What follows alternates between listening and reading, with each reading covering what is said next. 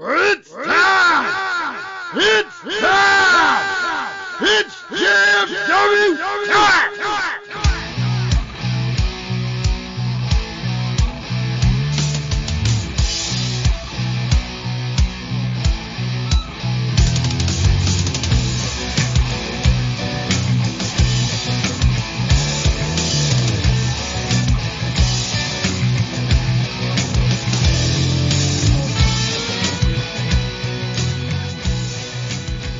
Hi guys, it's that time to get stuff the ring with the greatest faction in podcast history.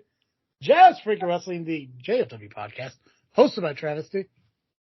And I am Nubby, the Amazing Turtle.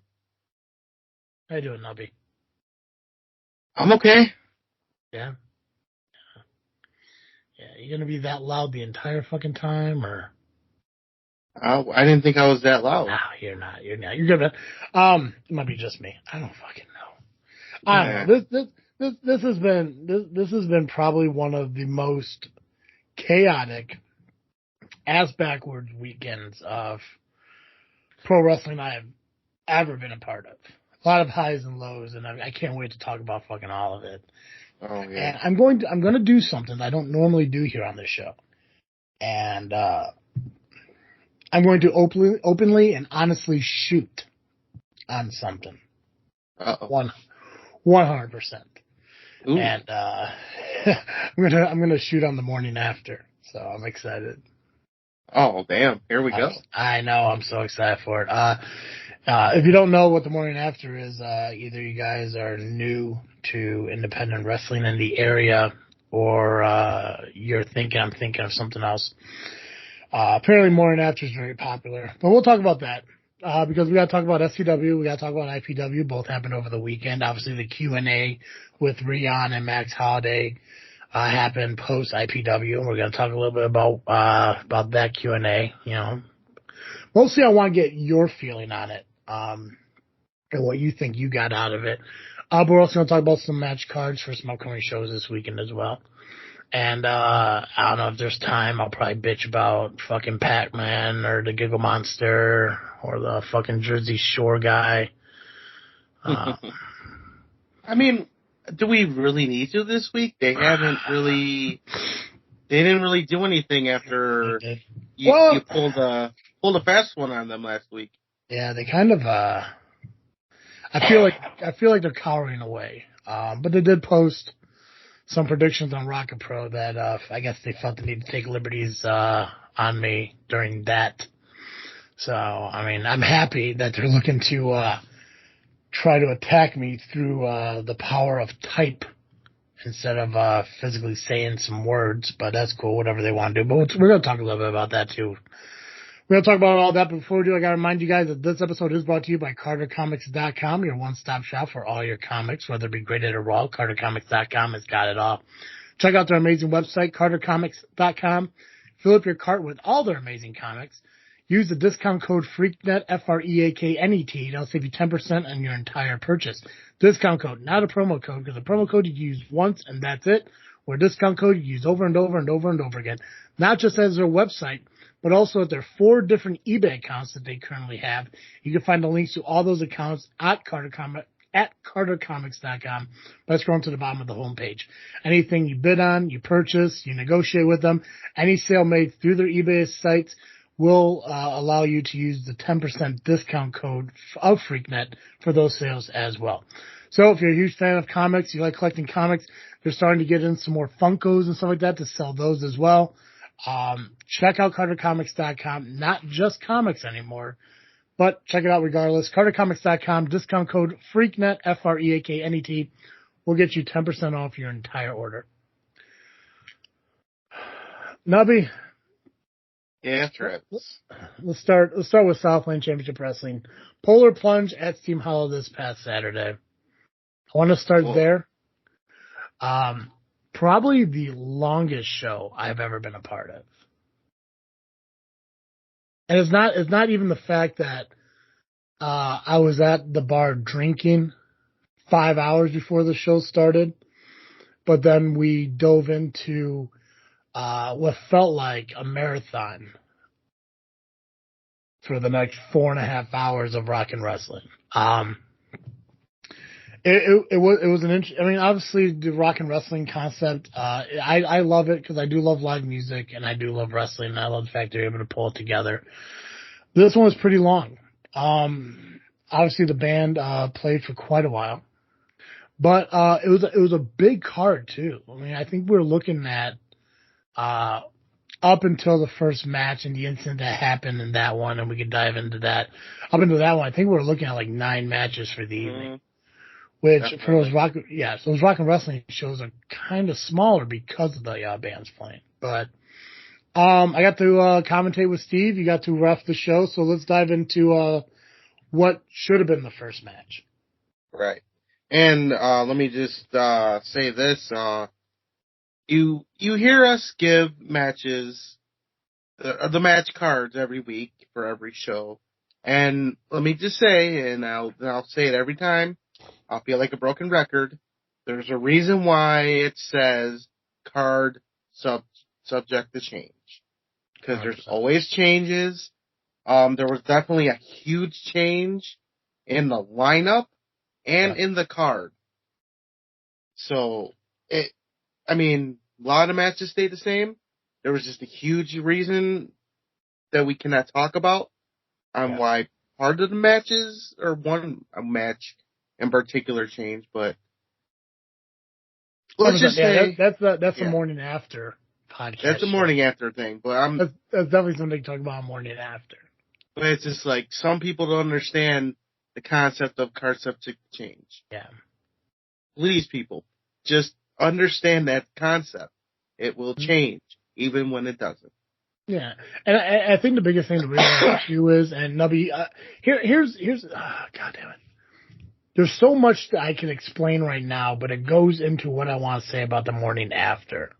So keep this thought in mind because I want to talk about this moment when we talk about the morning after. But yeah, I do want to get through the match card because there was a lot that was going on. Obviously, the first match to open the show was supposed to be Titans of Destruction, El Dorado, and VJ Price taking on the current SCW Tag Team Champions of Jimmy Blaze and Scott Spade. And we knew from the beginning that there was going to be an issue with that match because of the situation going on between Blaze and Spade. Mm-hmm. I mean, if I was a betting man, I probably would have bet a certain direction would happen, but it didn't go that way. So I would have lost that bet. Yeah. Well, there was a moment, and it was before the match even started. And I was talking to Blaze for a little bit, and I flat out asked him, I don't know why you think that this is a good idea to team with Spade to defend these tag team championships. And clearly, it's not his call. It's the booking committee who puts the matches together. And I asked him, I'm like, what are you going to do if Spade doesn't show? If it's just you out there defending those titles? And he said he was going to do it. He said if it comes down to it, he's there to put on a show. He's there to wrestle a match. He's booked to do it. So if it came down to it, he would have wrestled both El Dorado and VJ Price on his own to defend those championships, which is very respectful. Obviously, Jimmy Blaze has been in this business for a very long time.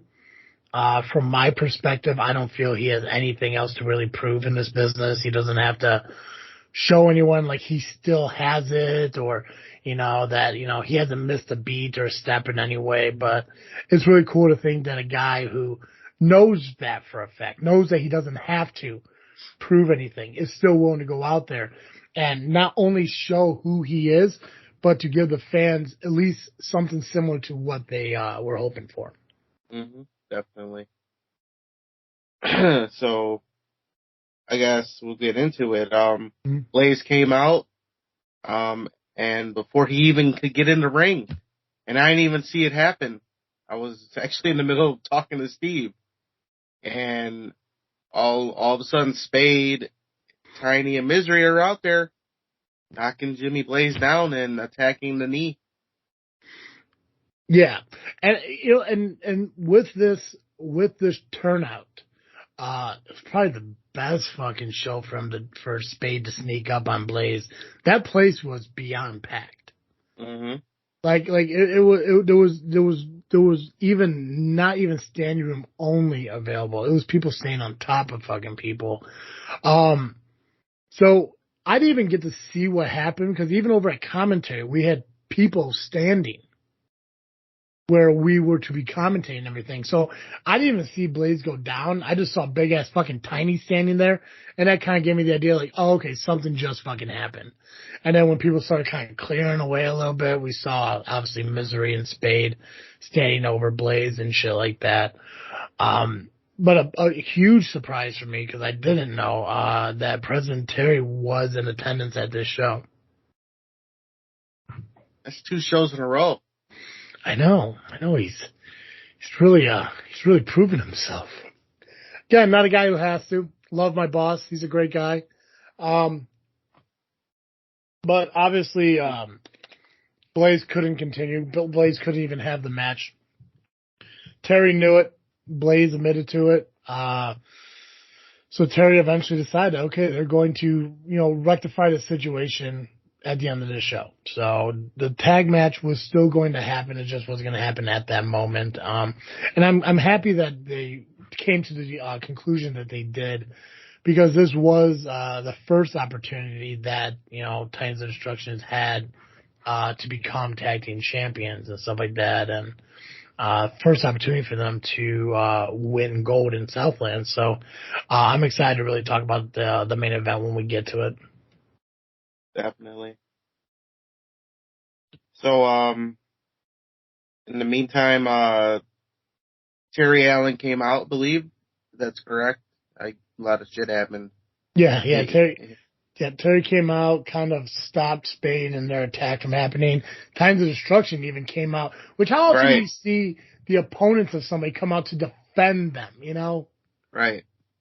But yeah, it was cool that, Terry came out, showed his authority, stopped the onslaught and the beatdown. Obviously, history between Terry and Blaze goes way back. And then obviously it's a mutual respect thing now. The war between POW and SCW is over. This is something even Spade mentioned that he was pissed, just like Aaron Xavier was, just like Max Holiday was, that they put their bodies on the line over a year's time defending the company that they work for. And it just ends with a simple handshake and, hey, bygones be bygones. So I see where Spade's coming from, but it was the wrong way to fucking do business, I guess. It's just funny, though, because Spade was the reason why the war started. Yeah. So. Yep, he fired the first shot. So And what an idiot. Yeah. So Blaze got help to the back, get cared for. And like I said, the first match didn't happen. Second match, I don't even remember what the second match was. I do. Oh, that's right. Because, I have the match card. That's right. And I do not, because you do all my work for me. Right. The dirty work. Yeah. I even wrote the shit out early today. My guy. My fucking guy. Chris Ward defeated Acid Jazz. That's right. Best of 3 series. Chris Ward picked up the victory against Acid. I love watching Acid Jazz wrestle. I love, it's not even his talent in the ring, but it's the personality that he brings along with it. Mm-hmm. It was a very hard-hitting match. Every match was. Like I said, this was the third one. And like you said, Ward picked up the victory in it, and it was exactly what you expected from them. 2 guys who wanted to prove that they were better than the other. And in the end, Ward was, the guy. Mm-hmm. The Jazz tried to pull a fast one over me. God, what the brass knucks, chains, the jukebox, or the fucking cassette player. Yeah. Damn. He tried, but I wasn't having it. I know Jazz too well. I wasn't about to have him jump Chris Ward like that. Yeah. I was going to make sure that it's going to be, one-on-one. They're both, they're 100%. We're going to keep them 100% at bell time, and there we go. You kept them honest, man. I wasn't playing. I was in no mood that. I was in no mood. You can't pull the wool over fucking Mike Brennan's eyes. I'll tell you that much. Not that night. Not that fucking night. Jazz lost his hair though. We saw that. Yeah. Fantastic, guys. If you guys don't know what his hair looks like, go check out Steve Aaron's fucking Facebook page. It was unbelievable. Yeah. So Chris Ward got the victory. Meat Hooks, your high voltage champion. You were not happy roughing this match, bro. I was not. You were not happy roughing that match. I felt so bad, kind of laughing about it a little bit. I mean, I saw the anger on your fucking face for sure.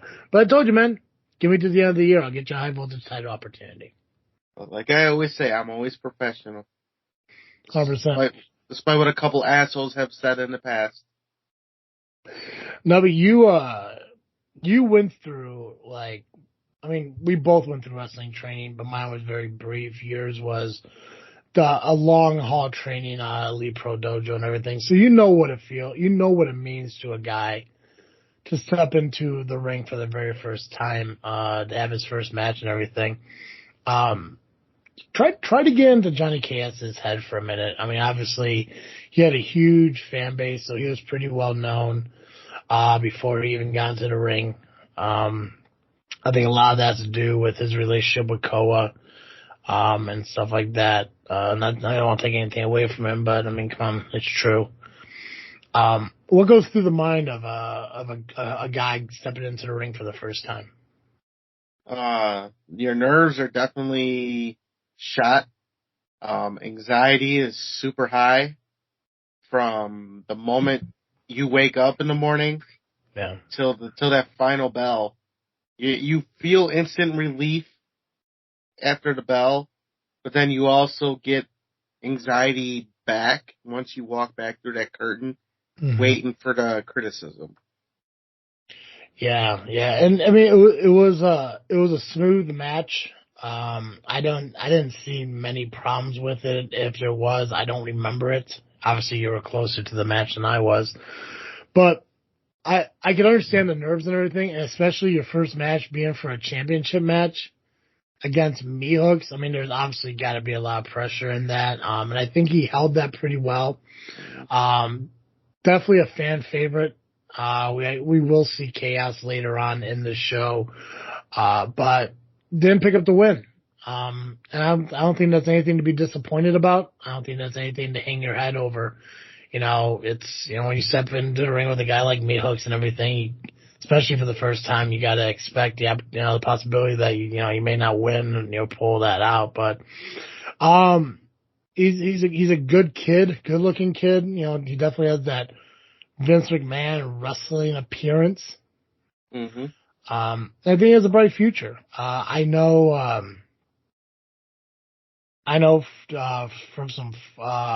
for a fact that that's not the last time you'll see him in Southland. And I think over time, once he gets a few more matches in him and under his belt and stuff like that, you'll probably see him, probably more spread out throughout the Midwest area. So, congrats to Johnny Chaos for your debut. Sorry it didn't work out, but hell, you got an opportunity that most people didn't.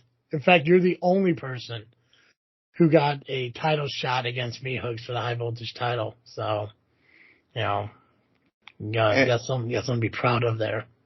And he hasn't been around long. So that's another thing he has in his belt. Yep. First title match, and very early in his career. So kudos to him. So he must be doing something right. 100%. I know he listens. I know he asks questions. I know he wants to learn everything he can. Within 6 months, I don't think he's been here longer than that. But I'm optimistic for him. I really am. I know that he busts his ass, and I know for a fact, based on who he's being trained by, if they didn't feel he was ready, he wouldn't have been in that ring. So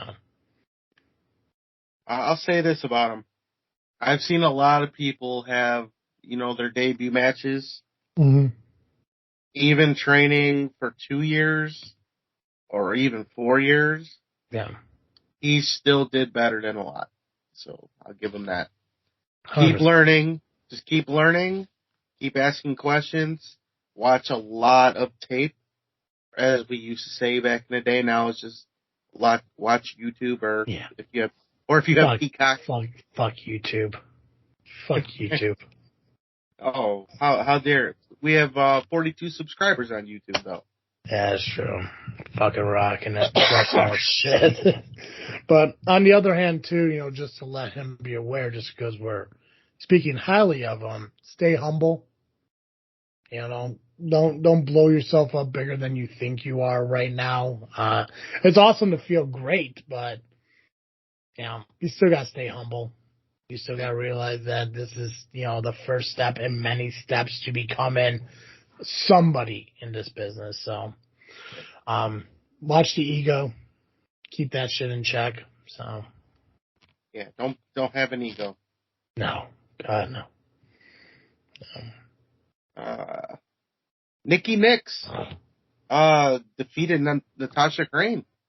Huge win for Nikki, especially, and I know that Amazon still had the wrist kind of bandaged up. I don't know if it was fully healed or healthy or whatever. It didn't look like she was nursing it in any way, wasn't having any problems with it. But, to pick up a win against former SCW Women's Champion is huge. And I know that they've had several battles in the past, and I know that Nikki's never came up on the, winning side of those. So the fact that she picked up the victory tonight is, I think it's awesome. And that might actually even push her closer to having her own SCW Women's Championship opportunity in the future. Hell yeah. All right. The Sheik, I guess you can say, defeated Oldenson, the Berserker. He did. He picked up the victory. Win's a win, Nubby. Yep. A lot of shadiness, but you didn't see that. Can't see shit, apparently. I'm blind.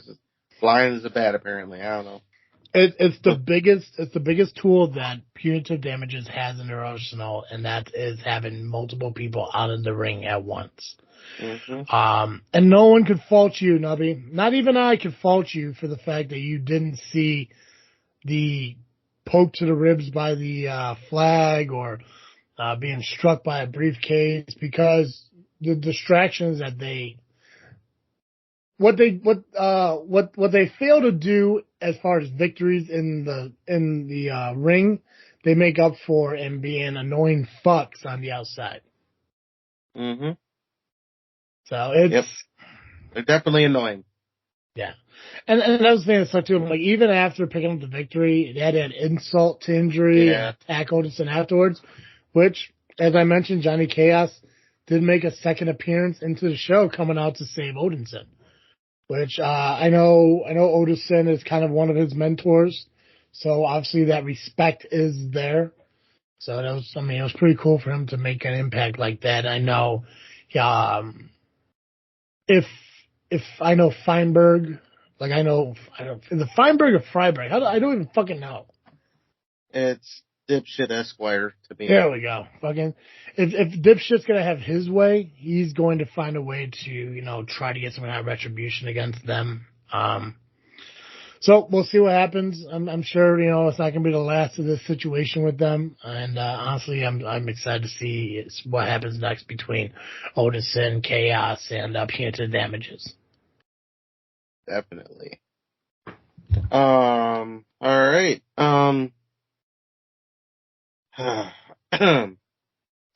Sorry, I'm kind of, as I read this, I remember what happened to me at the end of this. Oh no, wait, never mind. We can go back. Whoops.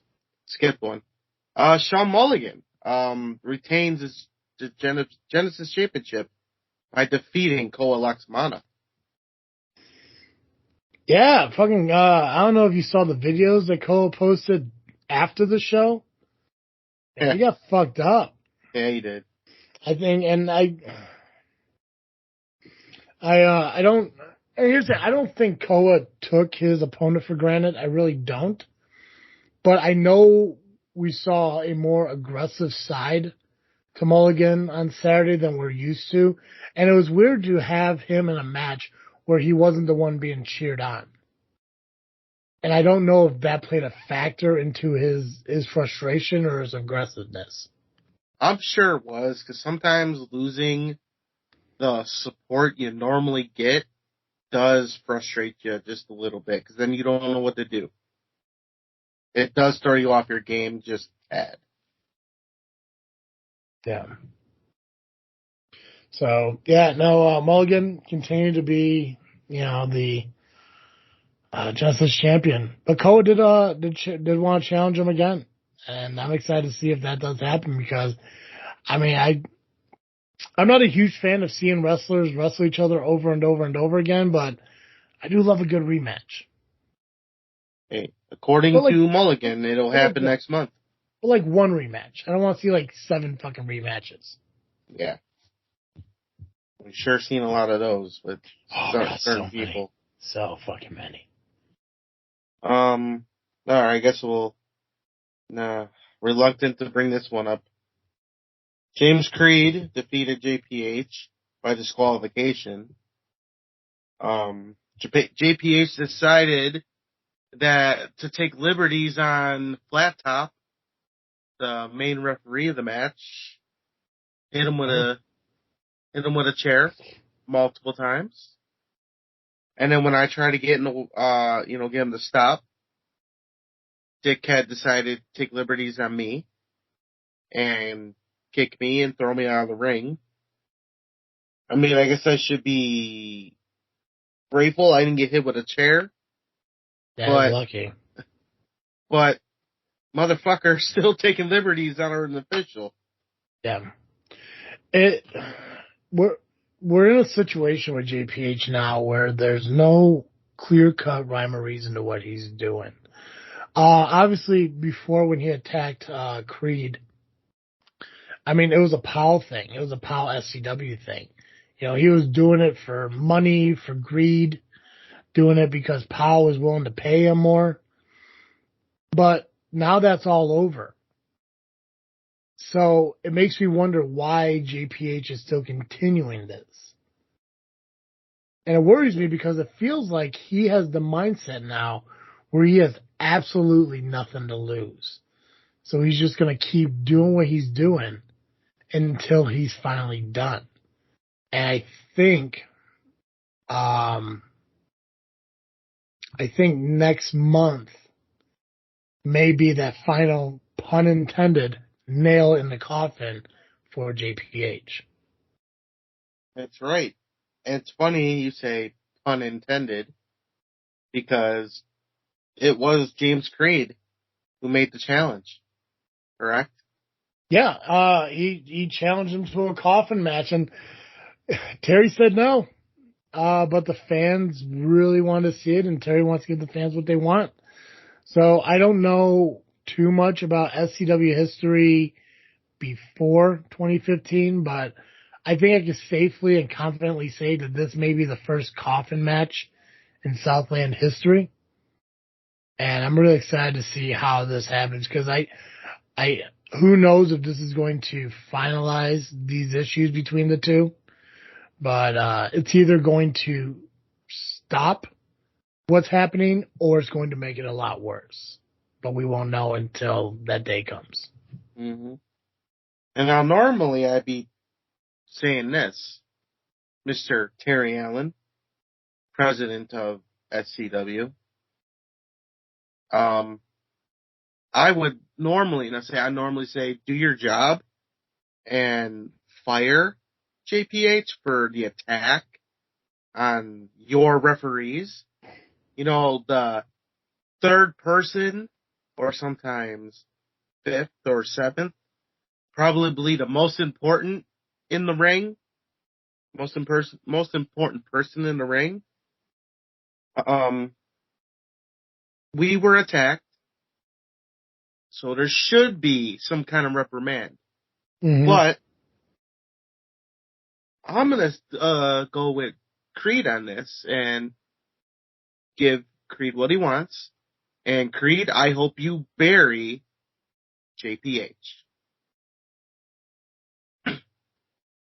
Right. He has to be stopped. That's a fucking given. It's not. Like I said. I think he just fucking snapped because there's no reason for what's going on. It's probably because he's jealous of the popularity that James Creed has, that he used to have before he got injured by POW, and before going down to Texas to do what he had to do down there.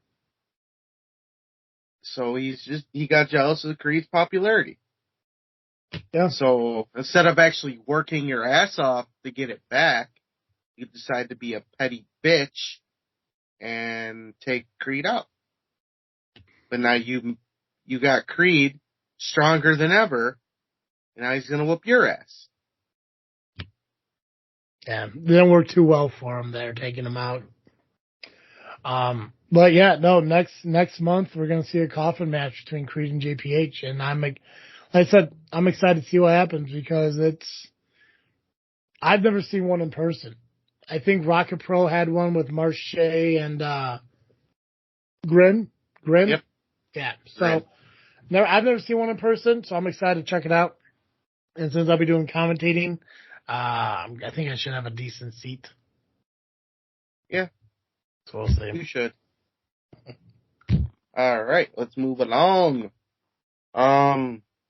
The ARC, Miles and Renee Van Peebles took on Evil Gains and Evil, Aaron, Xavier, and Angel. Unfortunately, it was Evil Gains and Evil picking up the victory. Yeah, it's a weird backstory to this whole bringing this match together. Obviously, for those of you who know the history of ARC, knows Aaron Xavier and his association with it. I mentioned it in commentary, and I can mention it now because I can do shit like that. But I know for a fact this is the first time in SCW history that the women's champion was in the same match as the SCW heavyweight champion. Mm-hmm. But you know what? I love the fact that it wasn't just men versus men, women versus women. It was everyone against everyone. And everyone, RVP, Mercer, they held their own. I just think just because they're on the same team, just because ARC as a collective is RVP and Mercer and everything, and I know they're former, trios champions and IPW with C-Red. You always gotta look at the experience and stuff that Angel and Xavier have. Like they're beyond just partners of Gains and Evil. So I think that's just helped a little bit more. And at the same time, you got two people in Gains and Evil like Angel and Xavier who aren't afraid to cheat a little bit to get that victory. So I know this isn't over. I know that there's more to the story. I look forward to seeing that.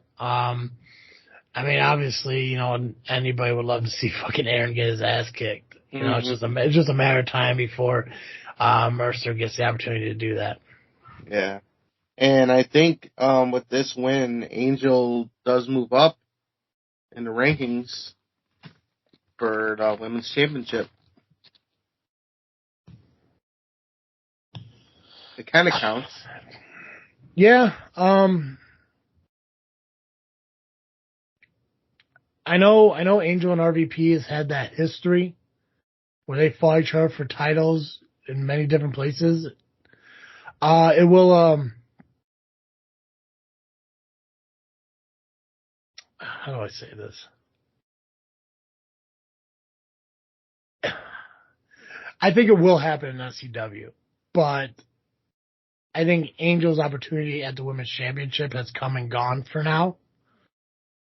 So, Nikki Nix is still there. We saw, Leslie, Michelle, show up at SCW. I mean, there's other women who would love this opportunity as well. So, as much as I would love to say, hey, let's give RVP and Angel another run, like, we've seen it.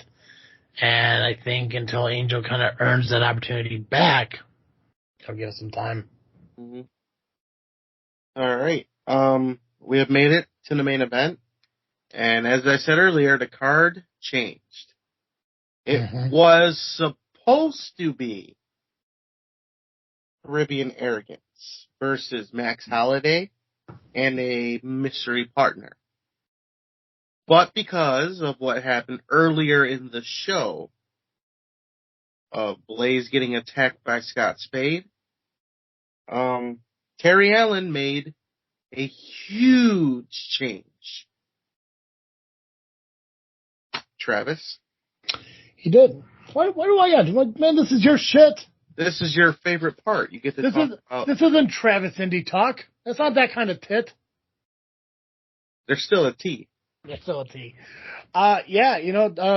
Terry said he was going to, make the decision on what's going to happen with the tag team championships that night.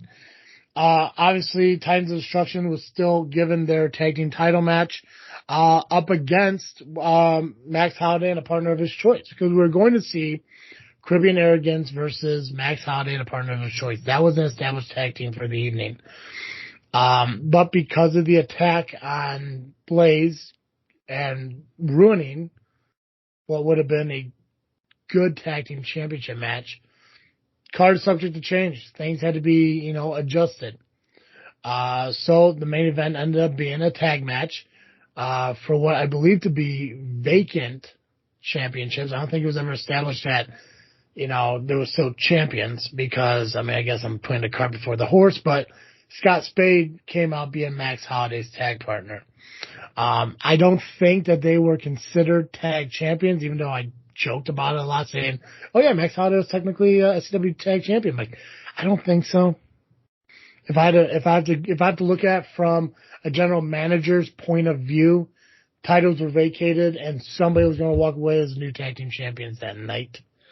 So, Titans of Destruction had their opportunity for the belts, and they went up against two former SCW heavyweight champions, a current POW champion, a former POW heavyweight champion. So it's a tall order for those guys. Mm-hmm. Definitely. Titans of Destruction, new tag team champions. Jimmy Blaze did make an appearance during the match.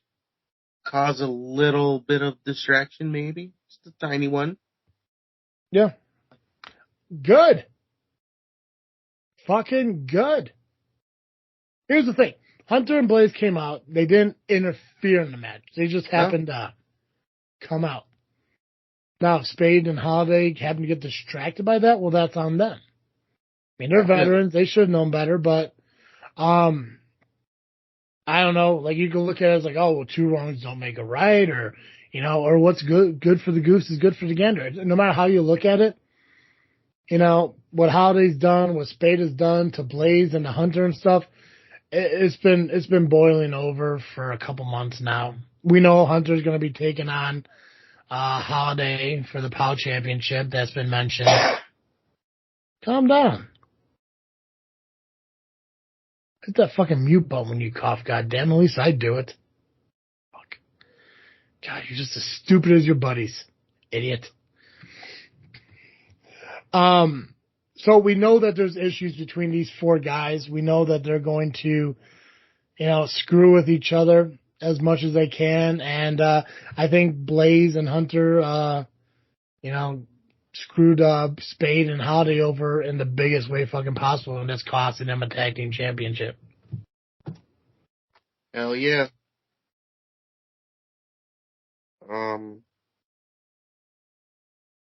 So next month is do we have a show name for it? Maybe. I don't know. I should know, right? I should fucking know. You are in the know. You are part of the office team. I know as much as they're willing to share with me in that time. I don't fucking know, dude. What the hell? Well, shouldn't you know? Shouldn't you fucking know? Aren't you booked for this shit? I just show up and they pay me. My level of need to know is high voltage shit, Southland shit. That order. I don't get told what's going on until I say, hey, Travesty, you know, so-and-so time's coming up. Let's get this ship to rolling. I'm like, all right, fine, whatever. So, well, next show is March 18th. That's all I know.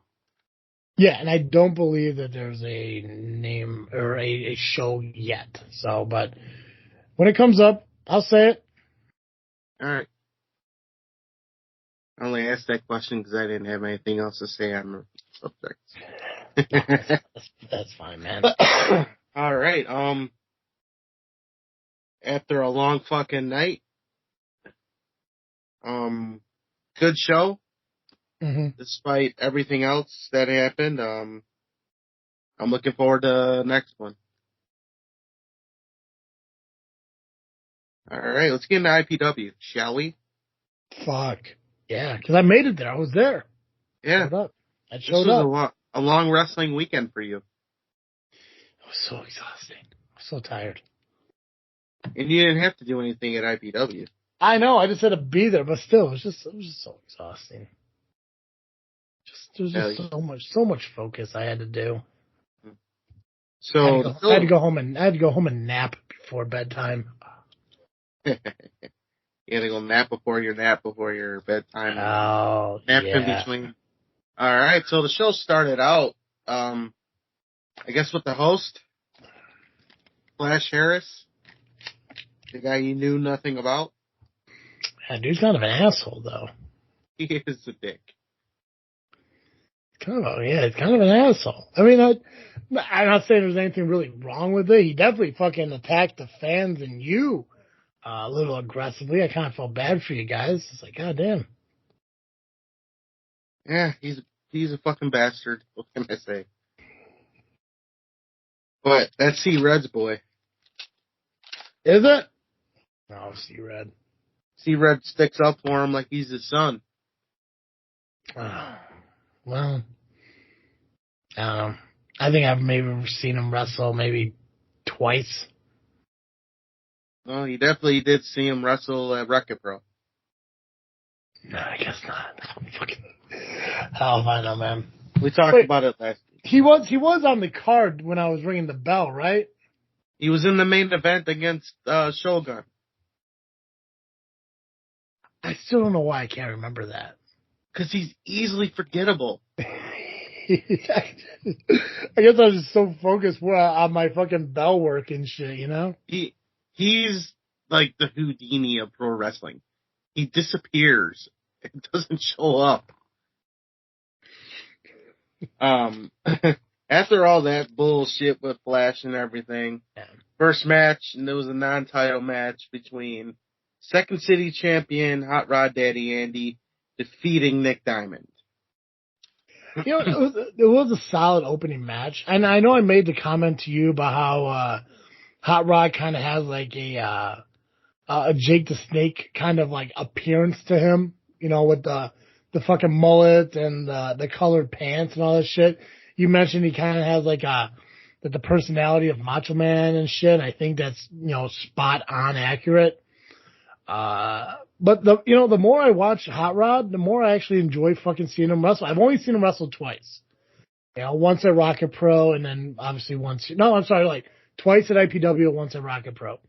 But I like him, man. I like the charisma. And then if I could speak honestly, call it a shoot, whatever, but honestly about IPW for a minute, obviously they had a lot, I mean, you were there, for all the fans who were there and everything. They had a lot of technical difficulties opening up the show and all that. I love how they were able to make it work, you know, regardless of it. You know, you get a lot of, you know, promotions and stuff like that where, like, if they have, like, one little thing wrong, the whole thing goes to shit. But, I mean, IPW, obviously, like, you know, they acknowledge, you know, like, the issues they have and they overcome it. Rion, obviously, opening up the show, the information liaison or whatever the fuck his title is, you know, he did the whole open with a megaphone. Mm-hmm.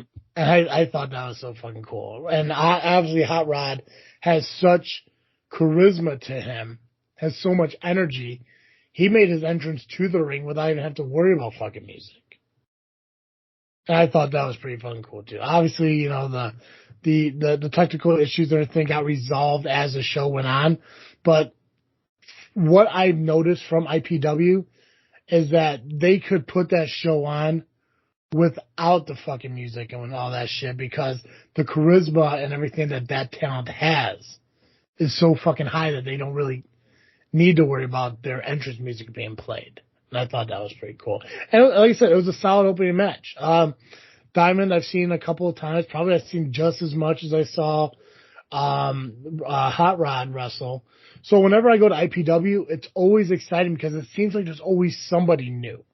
You know, they got the regulars, obviously. We saw, you know, a lot of the champions who, you know, they're mainstays there. But it seems like even if I've seen somebody wrestle once, twice, maybe 3 times, it's still new to me because you don't see everything that they have to offer yet. Mm-hmm. So. All right. And a number 1 contenders match for the Second City Championship, which is held by Hot Rod Daddy Andy. Joey Dalton got the win over D'Angelo Steele and me. You were close though, man. Fuck you came out of there like a what the fuck is that called? Like a house full of fire, whatever the fuck that expression is. Man, you were owning that fucking ring. Your problem was, and I'm gonna take some blame for this, is I was encouraging you to do the dive through the ropes and everything. And I feel bad about that because I don't feel bad for encouraging you to do it, but I think I may have took your focus off the match just long enough to where they were able to kind of like collect themselves. So I do apologize if I had any issue with you losing your match. But solid fucking performance by everyone, but especially by you, man. You know, when you have matches like that, it shows people why they need to book you as a wrestler, not a referee. I appreciate that, man. But yeah, shit happens. Yep. All 3 of us, we want the same thing. You know, definitely different styles, I guess. But we all, in a way, meshed together because we all knew what was going to happen, you know, without actually knowing. We just kind of know each other a bit. But D'Angelo Steele just happened to found the right time to knock me the fuck out. And then Joey Dalton saw an opportunity to take out D'Angelo Steele and, you know, steal the win from Steele. Mm-hmm. So that's a lot of steel. Yeah, it's going to be interesting seeing Dalton take on Hot Rod for that title. Who knows when it's going to happen, what the stipulations of it's going to be, but I'd probably give it to Hot Rod anyways, just because there's just something about the fucking guy that's growing on me. And I don't know if it's a good thing or a bad thing because of those fucking idiots up in Rocket Pro he hangs out with and shit. He's probably the only LIM member I like, but that's because I could acknowledge who he is without having to associate him with that band of fucking rejects. You know, so. Mm-hmm. And then you saw D'Angelo Steele try to attack me after. Oh yeah, it was right next to me. Rion had to hold him back. I'm like, it happened. I was right there. It happened right next to me. I was worried that I was going to get in the way. You know, I was like, oh shit, maybe I got to scooch over. Oh yeah, no, I saw those. It was fucking disrespectful, is what it was. I'm like, dude, what? You want to get knocked out? Now that you'll be, I mean, you're right in front of me now. I can see you. It's not like I'm gonna hit you from behind. I'll do it right to your face. That's true. That's true. You do you do have like a Steve mentality to you, bro. Just fucking picking fights with everybody. Yeah, but difference is I can win my fights. Oh God, don't do that to Steve. Steve's a nice guy now. I thought we were all cool. He knows I can say that stuff. Oh, okay. But I can't. We'll see. We'll see what happens on the Power Hour. I did happen to check out. I wanted to, just for the hell of it, go back and watch the Steve versus Aaron Stone match that happened a few months back in IPW. Just for my own sheer amusement. Mm-hmm. I was just like, how close was Steve to winning this match? Not fucking close at all. But it made me feel better. So, fuck yeah. Make sure you check the Power Hour out every Tuesday on Facebook and YouTube. What's up, Steve? Their guest this week is Maximus Orion. We'll definitely talk about him later. Who gives a shit? We'll definitely talk about him later. I said, you know what? Here's the thing too, and I know you want to play his response to Rion on this show when we do. And I kept thinking to myself, like, I'm gonna wait until we do the show. But just for the hell of it, I had to go and listen to it and shit. And I don't know. Have you ever seen the movie My Cousin Vinny? Mm-hmm. You know, like when he does his opening arguments where he says everything that guy says is bullshit. Yeah. That's what I thought when I listened to fucking Maximus Orion talking. But anyways, IPW. We're not on Rocket Pro yet, so IPW. No, we're definitely falling behind what we were gonna do. Damian Gray defeated Jay Thunder. Mm-hmm. Solid matchup. Yeah, I did not think. I mean, I shouldn't be surprised, but I did not think Damian Gray would run away as much as he did. He had a lot of. You're surprised by that? I am, but I'm not. He had a lot of confidence in his showing when he gave up the glove. So when he handed the glove to the referee, saying, "I'm ready to go," he had this sense of confidence, and then he ran away several times. He's an idol. That's all they do. I know. They're bitches. They're poodles, little poodles. But yeah, no, taking that cheap shot with that bat to pick up the victory is definitely a messed up thing to do. I mean, obviously he was afraid of the dude when he was standing up, awake, and then obviously taking the shot to the side of the head by the bat, pretending to choke him out and shit like that is an unfair way to lose a match. But eventually that dude had to have woken up, had to have realized what happened, and I'm sure there's going to be some backlash to that. Potentially, maybe even coming up at IPW in the near future. I'm hoping it's can spill out into another promotion. Wink, wink, nudge, nudge. Rocket Pro. All right. Your favorite part of the night or afternoon? The beer drinking competition. Pass. Steve was the referee. Special guest referee, Steve. Sean Danger defeated Russell Alltime in a shot-taking slap kind of thing. I don't know. Yeah, sometimes I feel bad for wrestlers when they get put in a situation that they're unsure of.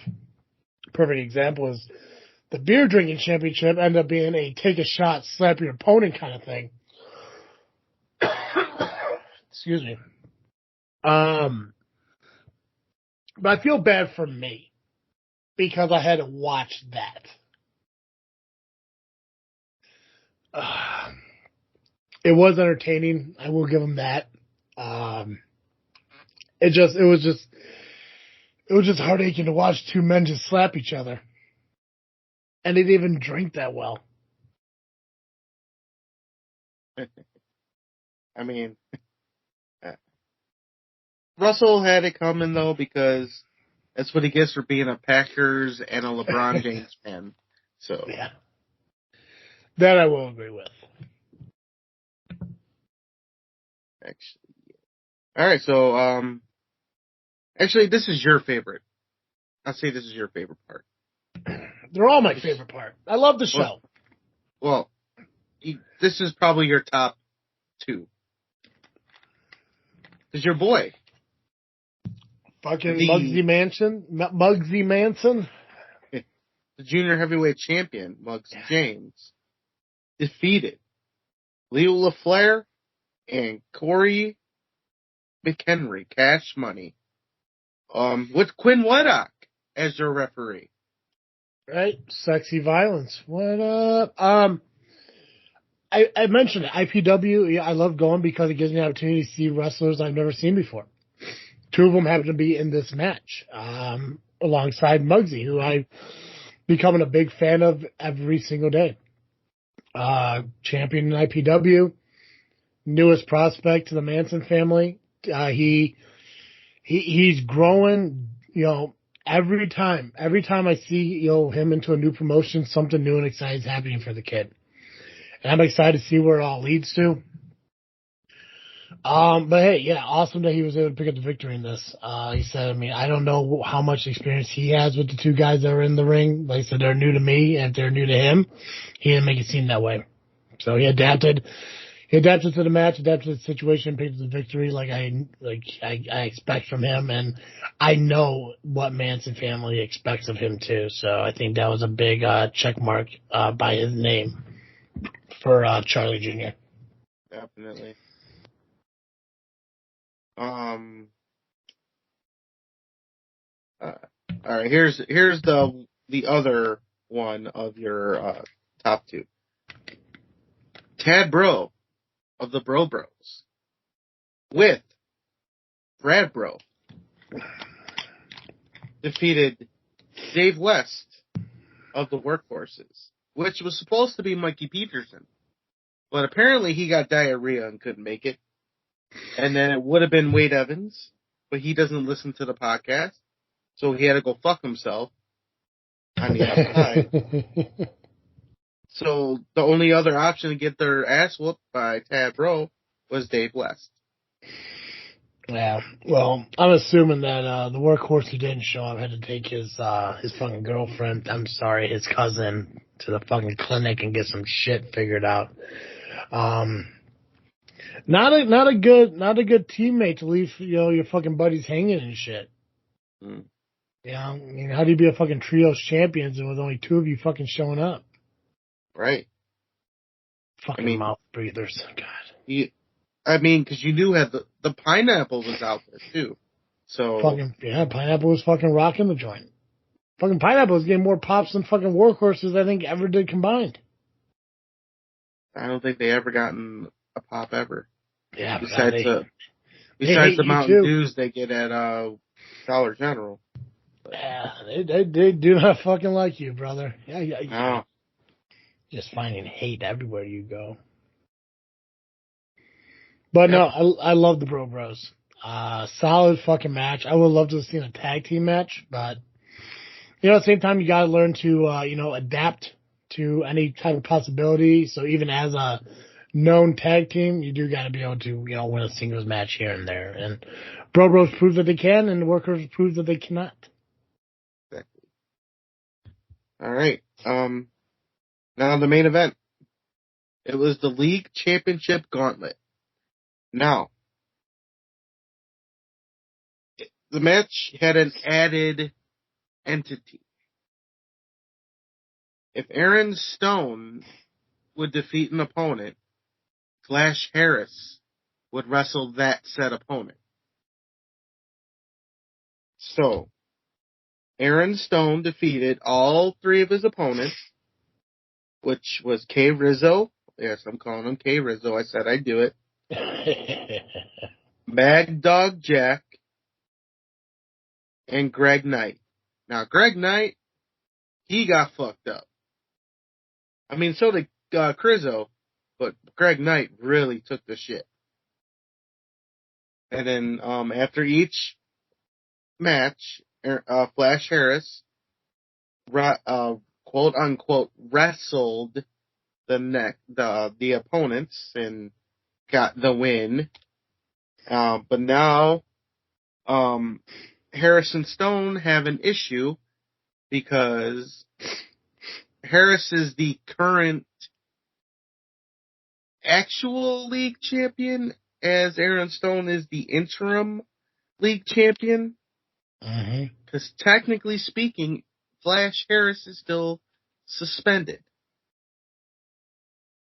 IPW just decided to make him the host. So he did what he had to do, and he was able to put himself in a match. More like did nothing, because he is nothing. Yeah, he just kind of been the guy who really had no life left in him. Right. And he did more talking than anything. So they were getting each other's faces, and as they were about to go at it, the informational liaison, Rion Skillz, got in the ring, separated them, and told them how it was going to go down. They will face each other in May, along with the winner of March's tournament. Mm-hmm. I'm excited. I'm excited for that tournament too. I can say with 100% confidence I will be at that show to watch that tournament. And it was also mentioned that last month, remember the 8-man tag with Muggsy and the Workhorses? Yes, I do. The Workhorses and Muggsy won that match, and they are in the tournament. They get a bye in the first round. I mean, lucky for them. Now, who's going to be in the tournament besides them? Who knows?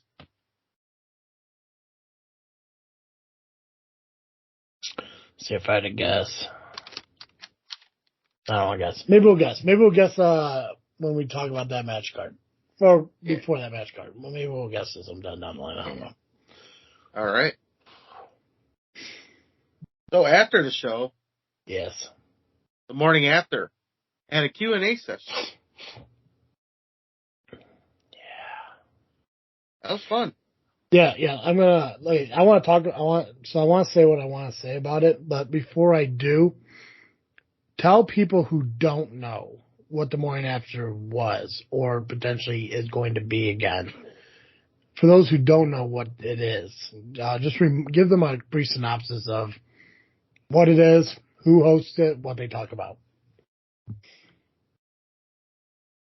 So the morning after was actually just a phone call, originally, between two friends to talk about what they did that weekend, who they wrestle, where did they wrestle, who banged who slept with who.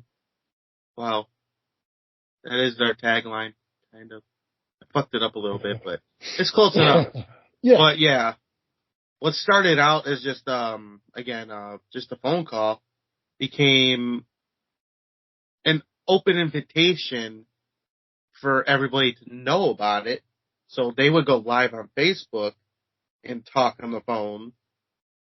Well, what it was, Max would go on his Facebook Live and put Rion on speaker, and they talk about their wrestling weekend, and which turned into a Facebook Live podcast where they were both in studio, talk about the same thing with guests. And I happen to be one of those guests. Each guest brought some kind of gift, food, and they talk about what they did that weekend, on top of everything else. And it turned into a big thing on Sundays.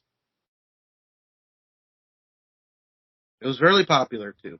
It got so popular that a network had them under contract for a minute. And they were able to get Eric Bischoff on their podcast and do an interview. That's really cool. Too bad we can never see it again, ever. Wait, why? Because it became fuck it. It was the LRP network. And it was on their network, so Holiday and Rion did not have any access to the footage. Gotcha. Shame. Yep. So here's my problem. And it's not with the morning after, it's not with Max Holiday, it's not with Rion. I don't want them to think that's what it is. It's a personal problem with me. And it's something I think sucks, which I'm hoping over time it gets fixed. But how do I even fucking word this? I fucking had all the words in my head at the beginning of this fucking show. So people like Rion, people like Max Holiday, people like you, who have 10, 15, 20 years of experience in this business, has the ability to give their opinions and speak their minds about, the business in shoot form, in reality. Go into the locker rooms, give their opinions, sit with people and just do the exact opposite of what we do here. There's no secret. A lot of this shit is, for entertainment. But it sucks knowing that no matter what I have done, which is very small. What I've done in this business is very, very small. 9 months of training, 14 fucking years ago, and podcasting about pro wrestling for going on 6 years. In reality, there's a small part of me that believes that I've done enough to where I should be able to, speak my mind, give my opinion and stuff like that. But at the same time, I know that based on the people that I have been around, and this isn't a shot at, anyone that I work with, work for, do shit with, do shit for.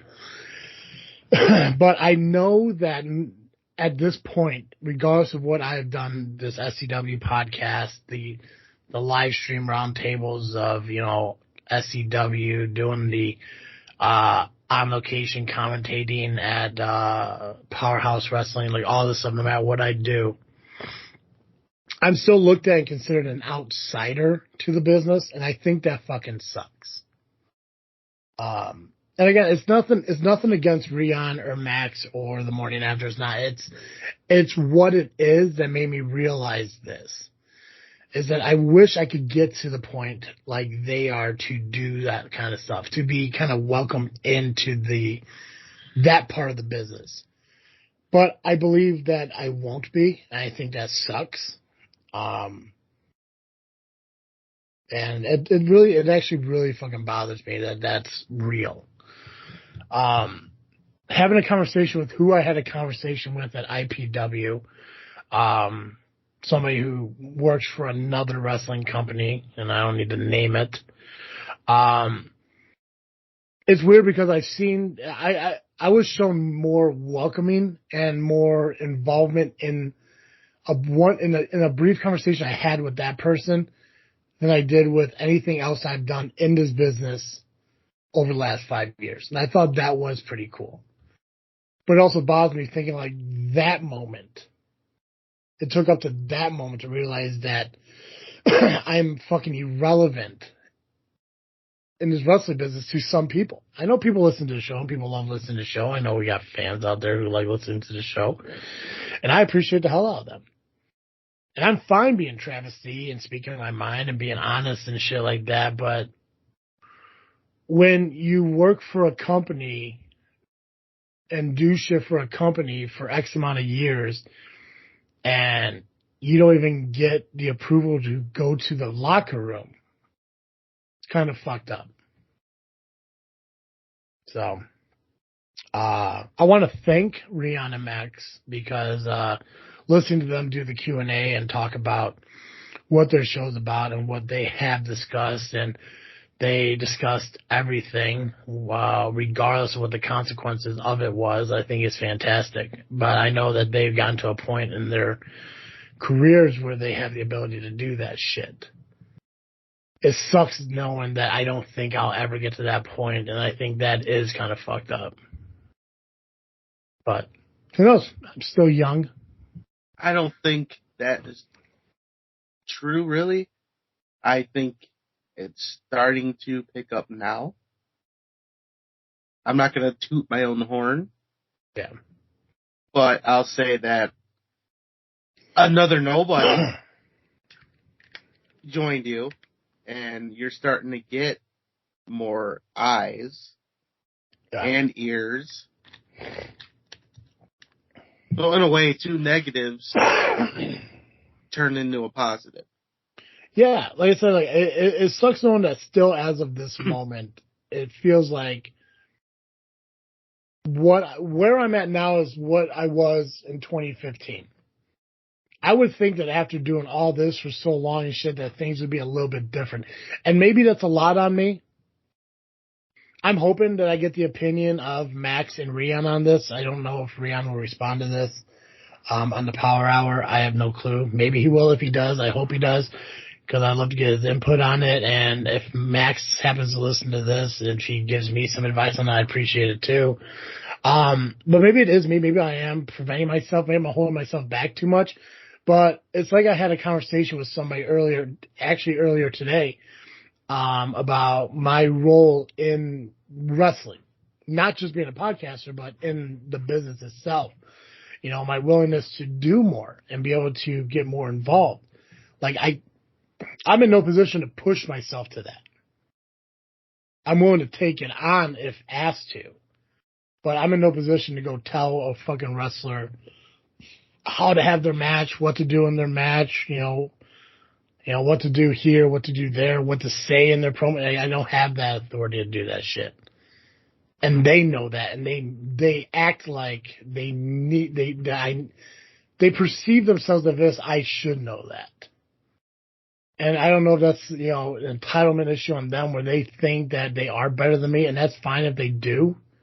I know they're not.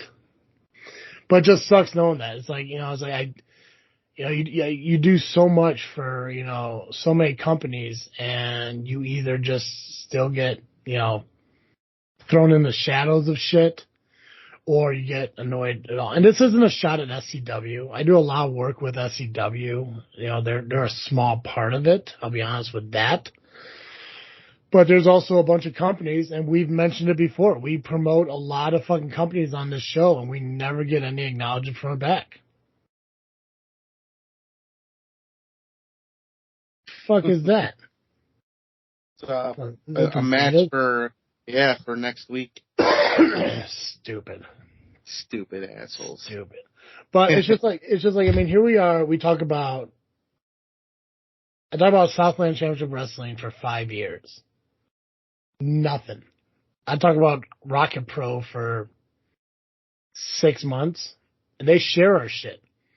They like our shit. I think the only thing that SCW shares of ours are posts that we put about SCW. But it sucks. But I know I've been involved in meetings where we talk about how social media is important and we're here to build each other up. But I guess it's more focused on building up, you know, the talent and helping them than it is, you know, returning the favor. And I think that fucking sucks. Mm-hmm. And what pisses me off the most is knowing that I get no responses or interactions between wrestlers and actual talent. And yet I have to suffer every fucking day with stupid posts and stupid videos and stupid fucking Photoshop fucking photos from the fucking idiots of the LIM.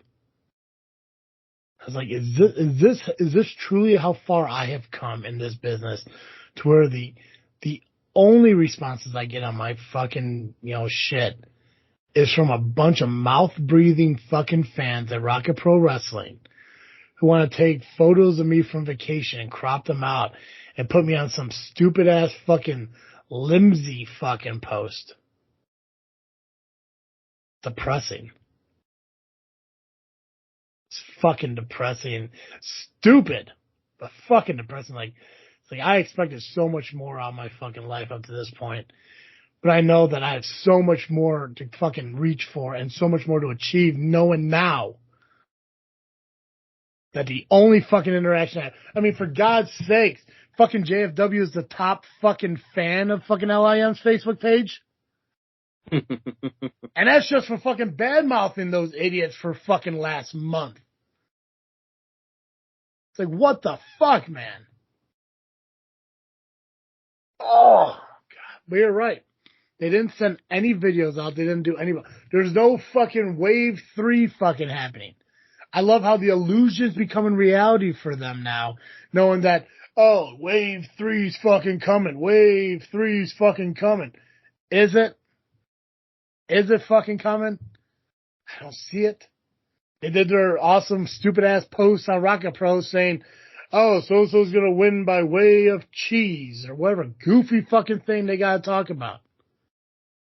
But they had to find time to sneak my fucking name in there. Which, okay, cool. You believe that you live in my fucking head rent-free, and yet you guys can't make a fucking post without commenting about Just Freaking Wrestling or Travesty. Fucking Turtle has a fucking match at Rocket Pro. It should have all been about him, but instead, you had to turn it to make it more involved about JFW and Travesty. How fucking dare you fucking people to take away a fucking, a match that is for Turtle and make that fucking section about fucking me? Are you kidding me? I sit here and I joke about them, calling them fucking wrestling fans. Like, they're just stupid wrestling fans. They're just idiots who sit in the fucking audience. But now I'm starting to realize that the only thing I'm wrong about is calling them wrestling fans. Because they're not. They're barely even fucking marks. Because all they're trying to do now is, and they said it to me, and I don't want to fucking rip them off, so I'll give them credit. They called me. I'm trying to get popular off of, who they are. No. They're becoming relevant because of what I fucking said. Good for you guys for being the most watched fucking video on fucking YouTube. Awesome. I'm assuming that you took the 6 or 8 or 12 or whatever, how many of your fucking cousins you got together and said, hey, go watch this fucking video, please. Let's get these downloads up. Maybe they'll invite us fucking back. Are you back? You guys are so well known. It took you up until, a month ago to fucking be on Power Hour? And you haven't been on there since? Fuck, they don't even recognize you right now. You don't give a fuck who you are. And I don't believe you're wrestling fucking fans. I think you're just very fucking, hopeful that somebody's going to make you a household fucking name. And you're welcome. That's me.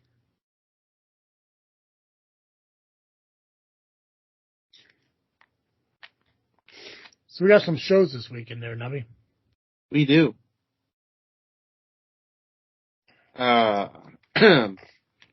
Both are this Saturday. Yep. Yeah, let's start with POW. We'll do POW first. We're going to start with POW. Yeah, let's start with POW. If you are in the area of Fox Lake and don't feel like making a drive, but want to see some wrestling, go to POWW Entertainment. Yeah. They're at the American Legion, 703 North Route 12 in Fox Lake. Unfortunately, front row is sold out. Tickets are still available in advance for $15. They will be $20 at the door. Doors open at 6 p.m. Bell time is 7 p.m. Match card. Let's get this one out of the way. Max Holiday will defend his POW heavyweight title against Hunter Payne. Yeah, I don't think they're doing the pay-per-view on this one like they did last couple, but this one is definitely worth just a visit alone to see this match. I've seen Holiday and Hunter wrestle each other quite a bit over the last few years, and it's hard-hitting. and it's impactful every fucking time. And the fact that now this is for the POW Championship makes it that much more interesting. So I'm excited to see what happens here and see if Max Holiday has the ability to retain the championship like I know he can. Or if Hunter's gonna, as weird as it sounds, being the hero in the moment and winning the POW Championship. That'd be interesting to see. Mm-hmm. For the tag team titles, it'll be the champions, Bad Hombre Cartel, with Sandra D, versus the former champions of IPA, which is half of that is your High Voltage champion. Yeah, they were champions for a brief period of time. They just happened to lose it, so we'll see if they can regain it. Yeah. For the Midwest title, it is father versus son. Kazile, who is the Midwest champion, will be taking on his dad, Trevor Blanchard.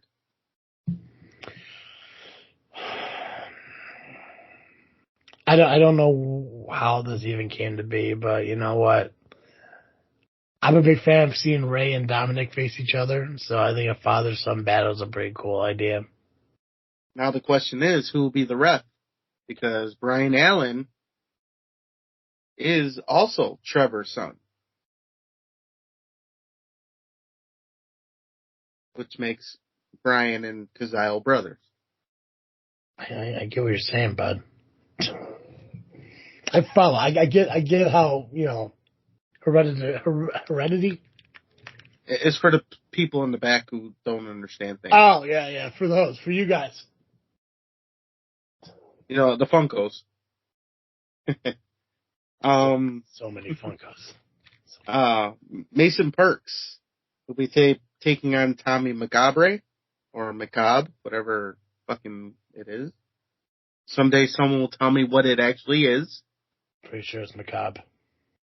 And then why is there an RE at the end? It's something, bro. I don't know. Why is there a K in knock? Or a K in knob? Or a G in gnome? Don't know. But I do know this. BMI will be taking on the Bone Daddies, which is Trog and Moondog Murray. A couple of guys who eat bones. Beat people with them. But I don't know. Are they daddies? Who knows? There will be a Kings to the Kingdom qualifier.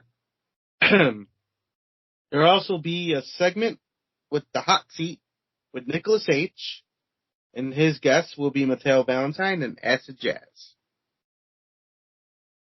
And then we've got Jimmy Blaze and Eric Freedom taking on Scott Spade and Tiny with Mistress Misery in their corner.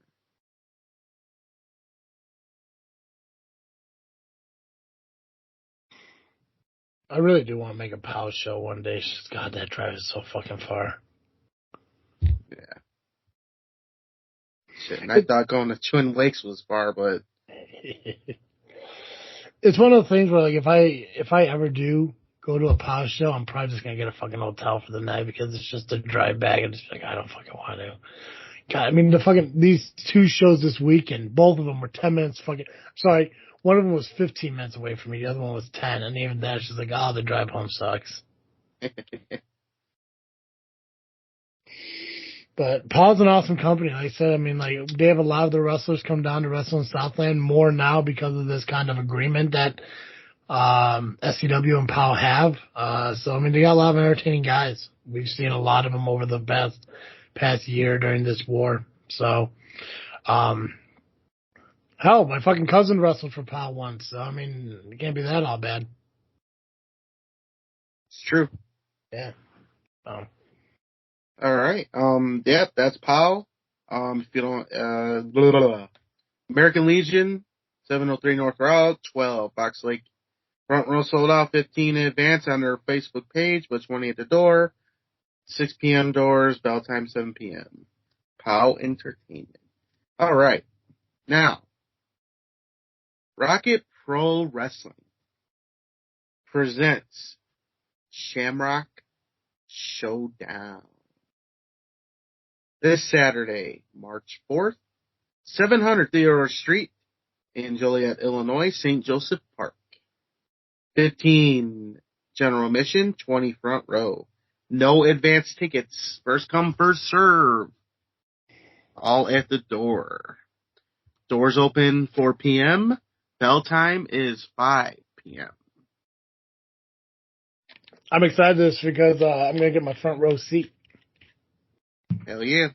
Yeah, I'm so excited for that. Rocket Pro has become more and more of my favorite fucking company out north. Southland's always going to have a spot in my heart. So they got like the southern part of my heart. Rocket Pro's taking up that north part. And a lot of it has to do with their amazing leadership. Oh, yeah. Which, Damien, if you're listening to this, I hope you're enjoying your vacation. Hope you're relaxing, decompressing, and getting ready for this weekend. Who's a nicer guy? Damien Saint or Terry Allen? Well, I love Terry Allen because he's my boss and he's a great guy. But it's just something about, fucking Damien just oozing that classy and elegant fucking, way that he, presents himself. It's a strong tie between the two. I will say Damien never, pulled my authority from me. So, I mean, there's that. Damien does book me to wrestle. Damien does come on my show when I ask him. So. And he does listen to the show. He does. I'm not even going to ask Terry if he does or not.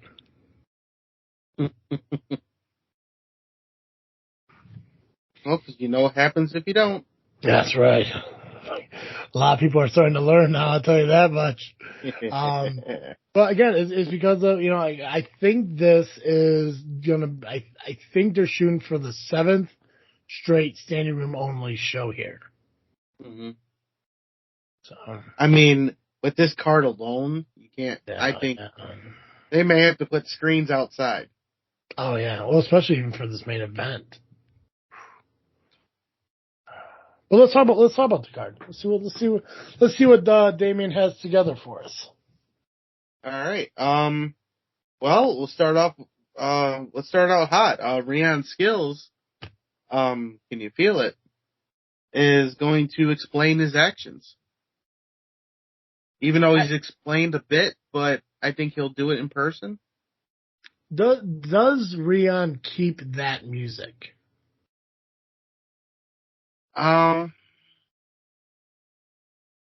If I know Rion the way I do, he would probably do it out of spite. But I think he would also change it.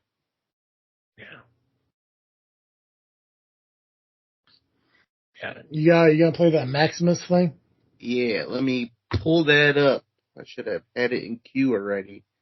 But I guess Rion decided that he wants to. I mean, obviously he gave some answers on the Power Hour, but I guess he's now going to kind of share that live with the Rocket Pro fans. Maybe once and for all, people stop asking why Rion, why. So.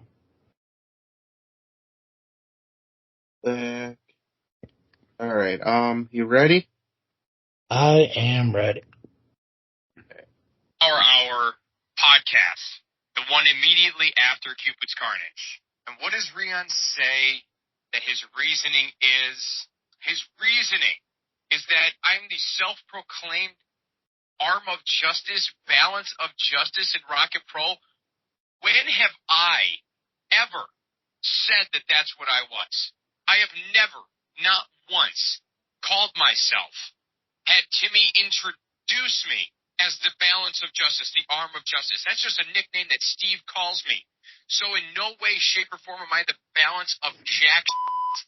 I didn't come back and take the title from Flash to recreate some balance. I came back to take the title from the man that broke my face.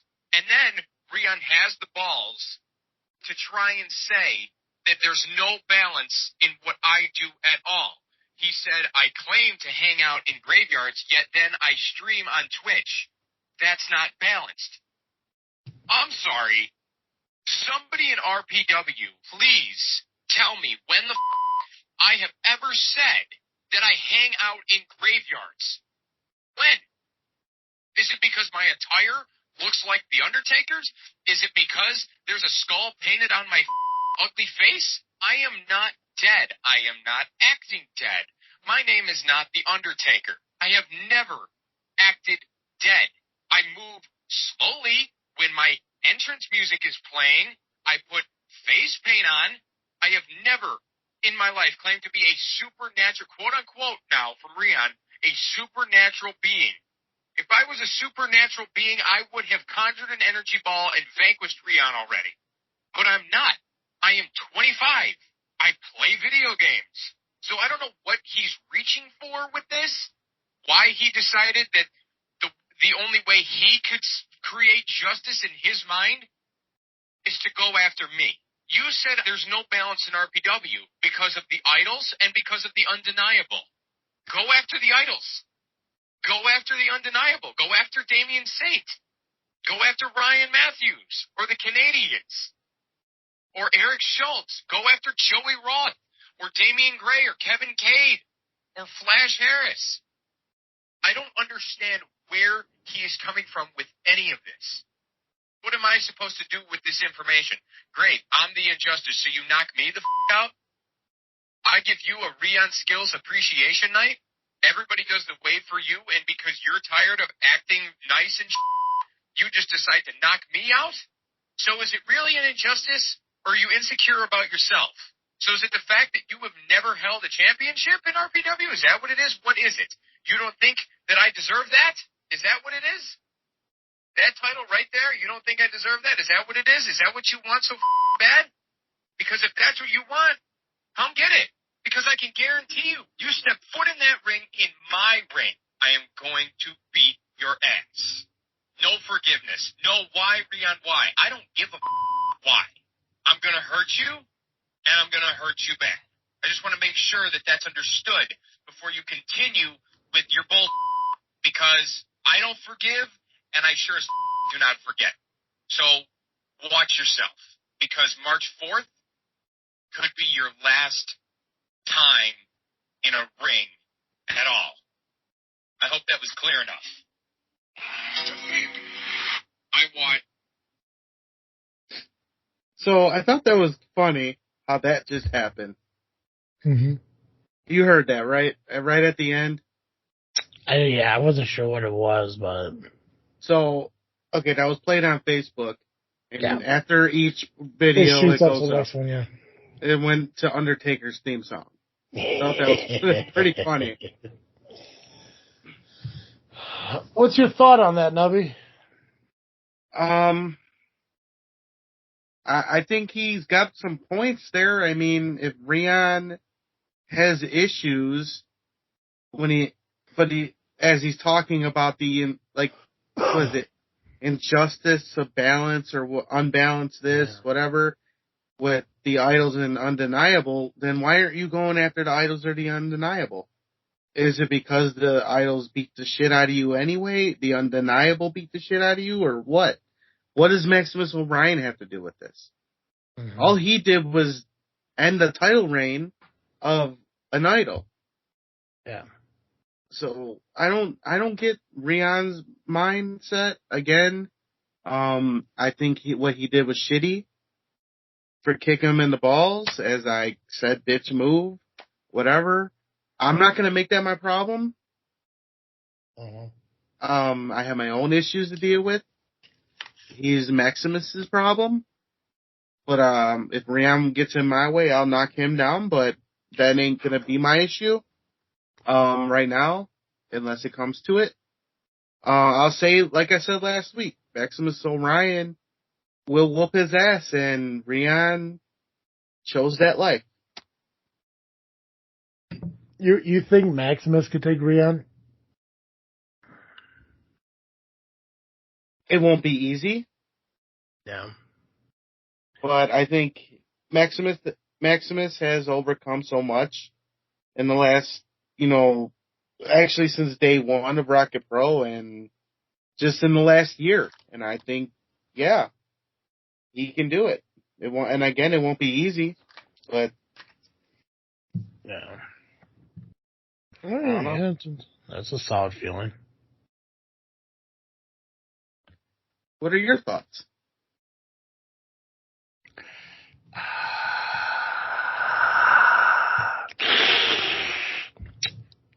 Well, I guess realistically, the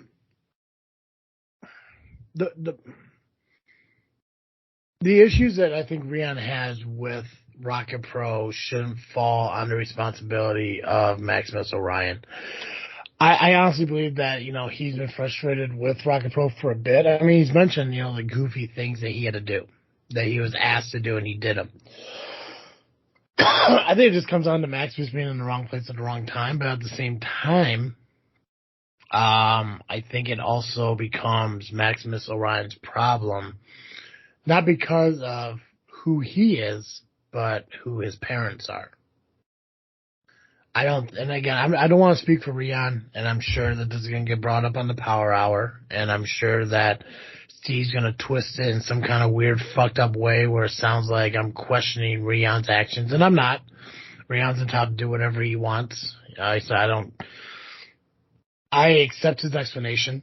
If I had to look at it from my perspective as a wrestling fan, as a podcaster, I think Rion's frustrations with the company stems from the company's owners, and those owners happen to be the parents of Maximus Orion.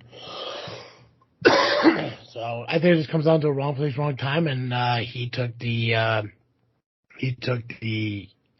action to Rion's reaction. So I'm excited to see what he really says this Saturday, but I think that's what it all comes down to.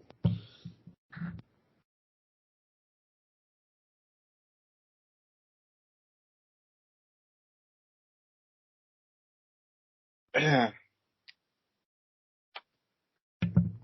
So, but I mean, kudos for you for challenging to beat up Rion for no reason at all.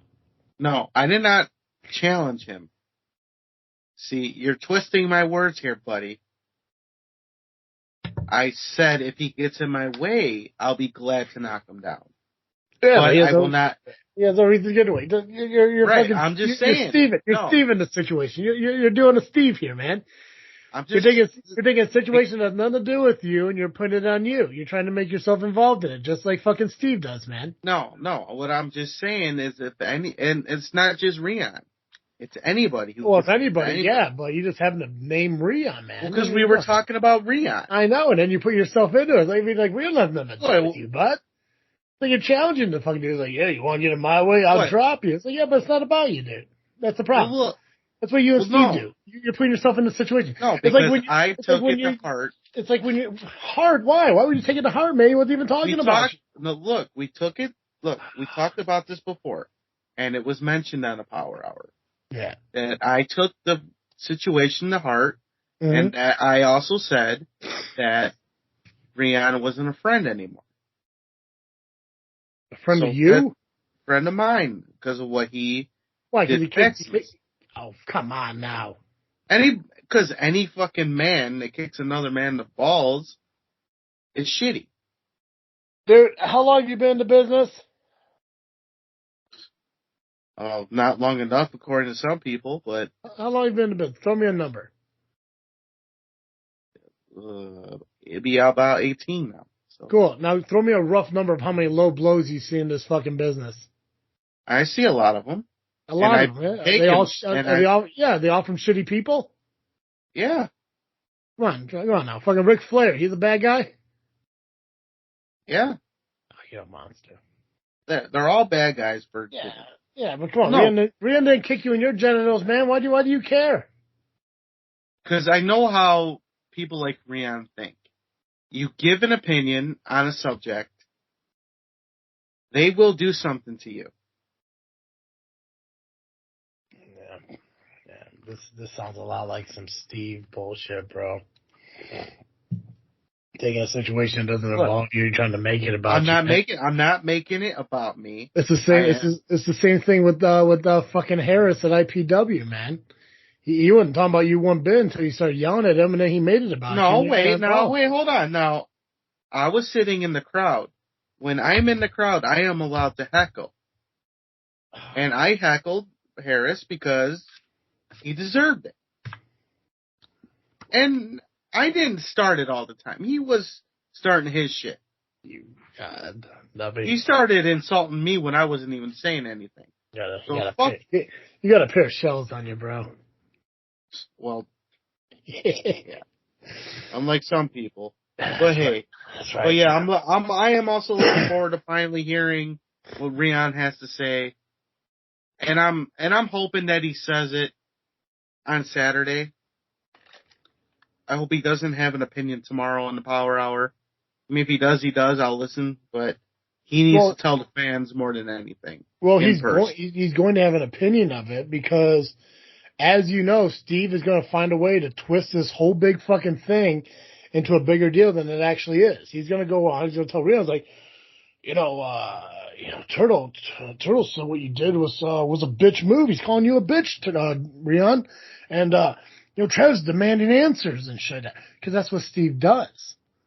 Steve wants to fucking talk about how, what the fuck do you call me? A fucking mix artist or some group? Spin doctor. That I'm able to take this shit and twist it my own fucking way like a politician. But the thing is, he is just as good at it, if not better than me. Because we can sit there and we can talk about how we feel about something, and I can sit there and say, this isn't me calling out Rion in any fucking way. But then Steve will just go onto the power like, we know Travis said this, but we know he doesn't believe it. I mean, he's calling Rion out because that's what he does. He's actually, in fact, worse than me because he will take people's shit, spin it into a way where it makes him involved. And that's just not me saying it. That has been said by his co-host on the fucking Power Hour. That he puts himself in these situations because he feels that he needs to, because he has to prove something. So, no, it's not me twisting shit. I will happily say it now. I am not asking Rion to answer a question. I'm not asking Rion to give me a reason for anything because that's what's going to happen on Saturday. I gave my views as a wrestling fan and as a podcaster why I thought he did what he did. I'm not saying that's what he did because of it, but I know Steve's going to find a way to make me seem like an asshole and spin everything I said so he could try to rile up fucking Rion, which you can't rile fucking Rion up. Dude has two speeds, chill and chill. He doesn't get angry.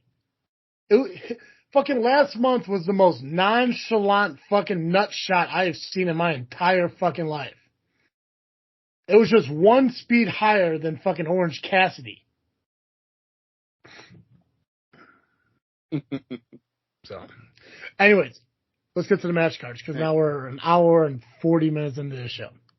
Yeah, and there's more to the show than Rion Skillz. Yeah, we like the entire fucking match card still. Yeah. In a four-way match, it'll be Eric Schultz versus Shaq Jordan versus Axel Rico versus Ryan Matthews. Two members of Undeniable are in this match. Yeah. Do you think that was put in place to give Undeniable a victory in the match? You know it was. I'm not going to speculate that. I think it was just, Damian Saint putting together the best matches with the top talent. Top two people just happen to be part of Undeniable. Well, so be it. Yeah, which is led by Damian Saint himself. I mean, think about this. You were in a triple threat match with two idols, and they fought each other. In fact, there was a title change in that match. Yeah, at the end. Yeah, see, so it doesn't really mean anything. Yeah. Sure. Nubby, I'm going to tell you, man, you're only going to find controversy when you're looking for controversy. If that's how you want to spin it. That's what it is, bro. It's just life. We'll go with it.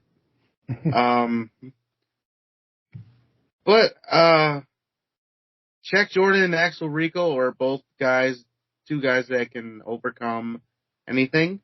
I mean, Rico is collecting titles all over the place, so this may not be too much of an advantage for Undeniable, but we'll see.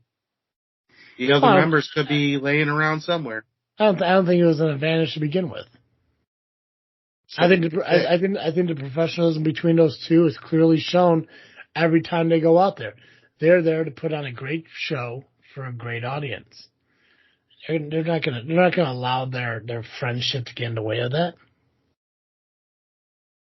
There's no professionalism involved when there's a guy with a briefcase who uses it to his advantage and another guy who wrestles with a paper bag on his face. Well, says you. That's just one opinion. Well, whatever. Match 2, now what we got? Joey Blues of No Coast with Brian Krazer and Davidson Sarai will be taking on DC Shaw with Trayvon Wolf. Yes Coast. Yeah, this seems to become a little more and more personal. It is. And I don't know what the hot doctor has done to those two kids, but I mean, it doesn't seem good. It just does. I don't know a lot about No Coast.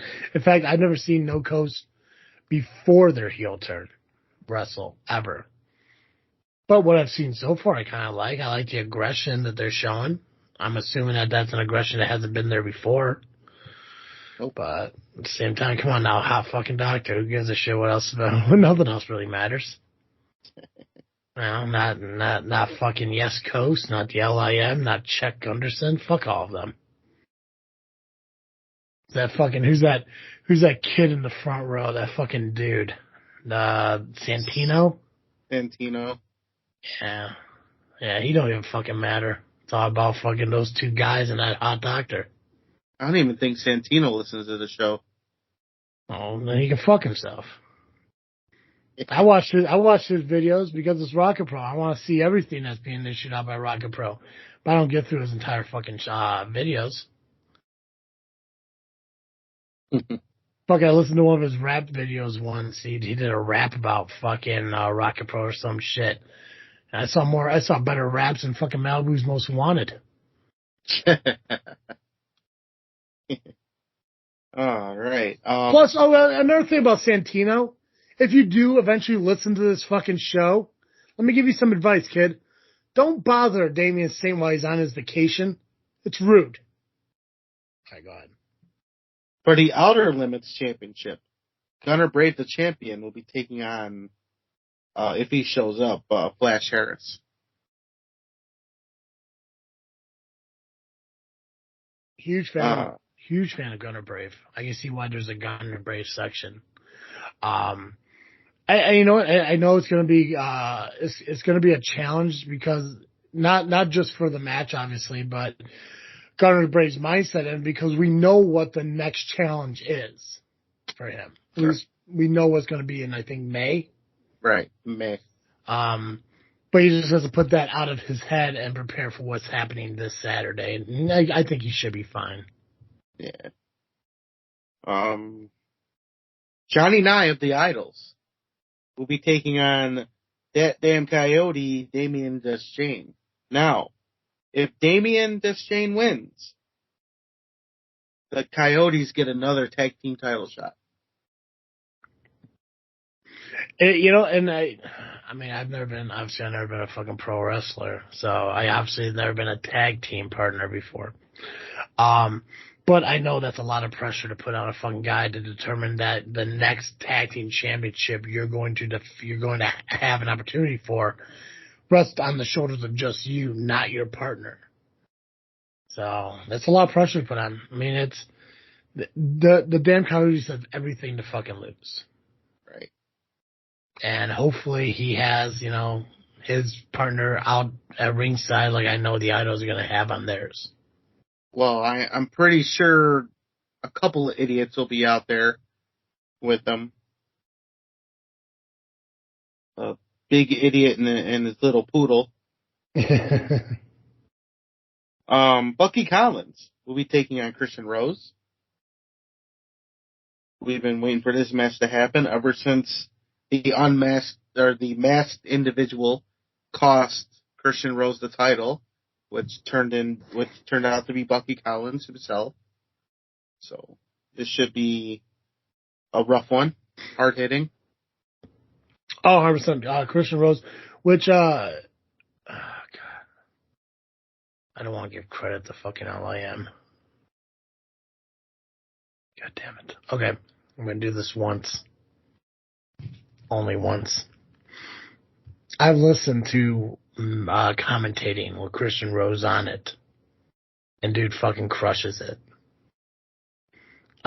He is just as good outside the ring as he is inside the ring. And I know that there's a lot of pent-up anger from him, losing that championship match at the hands of somebody who wasn't even in the fucking match. So we know coyotes, chew up their fucking carcasses that they find and shit, and I think that's going to be no exception here.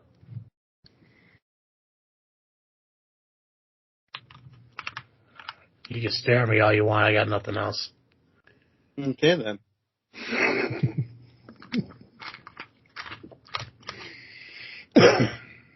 All right. Why were you staring? Were you proud that I complimented your fucking friends? I'm just soaking it in. Yeah, they're still idiots, though. Fucking mouth breathers. Idiots, God. In a special tag team match, it'll be the Idols, Kevin Cade and half of the tag team champions, Damian Gray, versus Hot Rod Daddy Andy and yours truly, the Amazing Turtle. We will be accompanied by Cactus Rack. How come I wasn't asked to accompany you to the ring?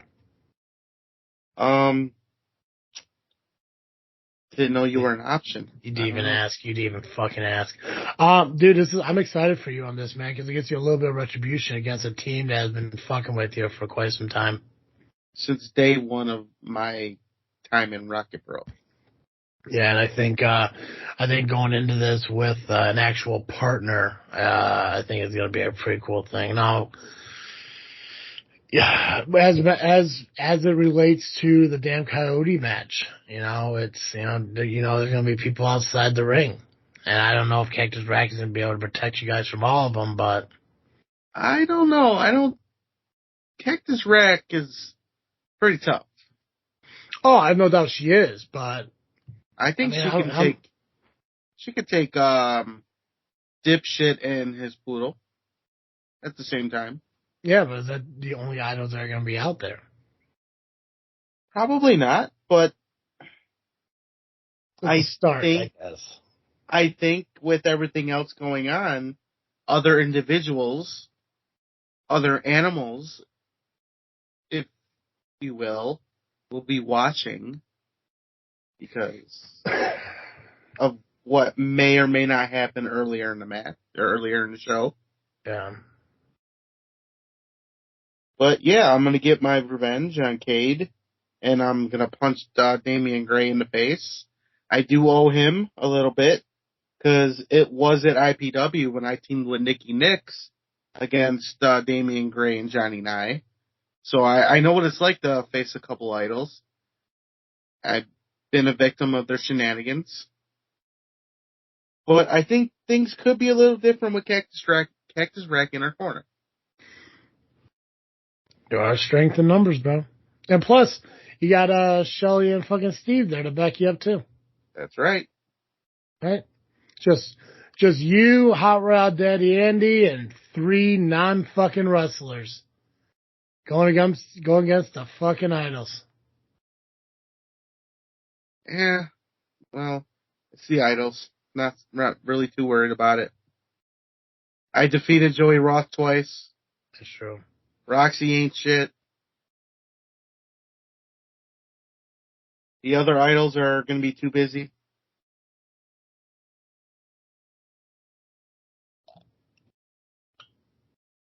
Youth Gone Wild makes their return to Rocket Pro as they take on the final level of Marche Rocket and Chris Logan, the Shogun.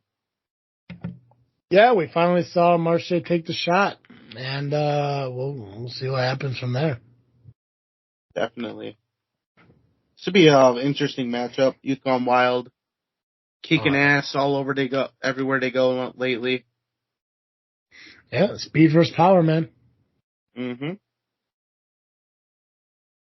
All right. Match 1 of 2 double main events. How do you say that? It's a double main event. First match, something like that, whatever. First match of the double main event. There we go. Found it. Idol, or maybe not so much of an idol anymore. Who knows? Rockin' Rivera, chosen by your general manager, Damian Saint, to take on former general manager, Jay Beck the Paycheck. Yeah. Little punishment for Jay Beck's actions. I don't think he was warranted a punishment. I think he did the right thing.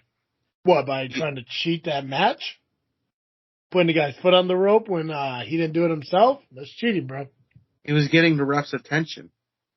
That's all. He's the one that put the foot underneath the rope, and then he got the ref's attention. Yeah. Hey, he was put in a situation he didn't want to be in, so he tries to cheat? You call it cheating, I call it, It's cheating. Let me ask you, Nubby, if you're ref in a match and you saw me put somebody's foot on the fucking rope, what are you going to do? I'm going to yell at you. Because it's cheating. And that's what Jay Beck did. Now he's being punished for it. I think it was the right thing to do, though. Jay Beck was forced in a situation, so he had to figure a way out. So he did. Yeah. That was his way out. And now he's being forced into another situation. Yeah, he's being forced to wrestle. He should not have to wrestle. Oh, he shouldn't have to cheat either, but he did. So I know.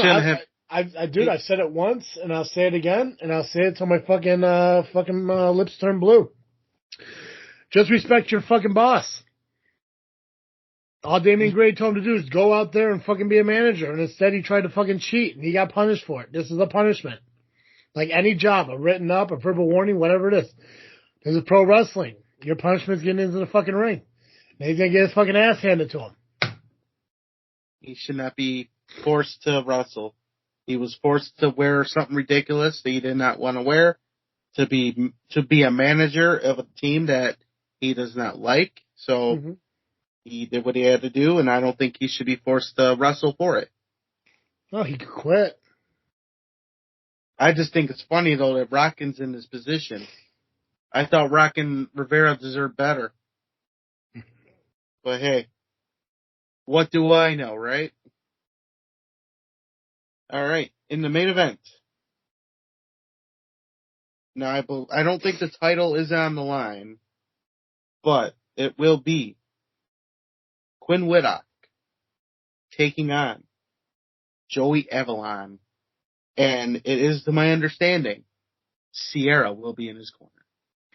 Is this a debut for Avalon or a return for Avalon? This will be a debut into Rocket Pro Wrestling. That's really exciting. I've never had never had the opportunity to see Avalon wrestle in person. Never had an opportunity to see Sierra wrestle in person. But obviously she's just being a manager, not a wrestler in this. So I'm really excited for this. I think this is a great opportunity for Quinn as Rocket Pro champion. And I think this is going to be one hell of a main event. I think this is the match that will kind of make this from being like, oh, this is, standing room only to, hey, we can't fit any more people in the building.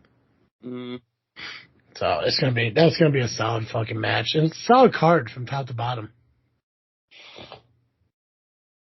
Hell yeah, I'm looking forward to it. I'm looking forward to get my hands on the idols. I'm just looking forward to Saturday. I always look forward to Rocket Pro. Yep. Is there anything else we got to mention from the indies there, Nubby? No. Nothing else this week. Next week we'll have these results, and we will talk about the return of Dynamic Wrestling Alliance, which is next Friday, and then ARW is next Saturday. Awesome. Guys, make sure you follow us on social media, Facebook, Instagram, and Twitter, just by searching Just Freak Wrestling Podcast or JFW Podcast. And you can listen to our shows on iTunes, Google Podcasts, Spotify, and apparently fucking Podbean, and apparently fucking YouTube, and apparently fucking Amazon, and apparently fucking Player FM, and apparently fucking iHeartRadio. What a concept. Everywhere. Wherever you find your podcast, search us. I'm sure we'll pop up. Make sure you subscribe to us wherever you do listen to your podcast, and give us a rating or review if you're able to. I know Spotify and iTunes have ratings. I don't know about the other ones, but give us a review, give us a rating. It does help us out. Subscribe to us on YouTube apparently too, because apparently that's a big fucking thing, because Alpha Zeta Zeta has to make a point that is useless. I think we went up one subscriber from last week on YouTube. Did we? Yeah. Let's keep it going. Let's shove it down fucking Alpha Zeta Zeta's throat. Start following us on fucking YouTube. You don't even have to watch our fucking videos. Just fucking subscribe. Shove that shit down their fucking throat. Nubby, that's all I got. I think we can ring the bell on this episode. Perfect. As always, I am Travis. And I am Nubby, the amazing turtle. Cowabunga. And thank you for listening to another episode of Just Freak Wrestling, the JFW Podcast.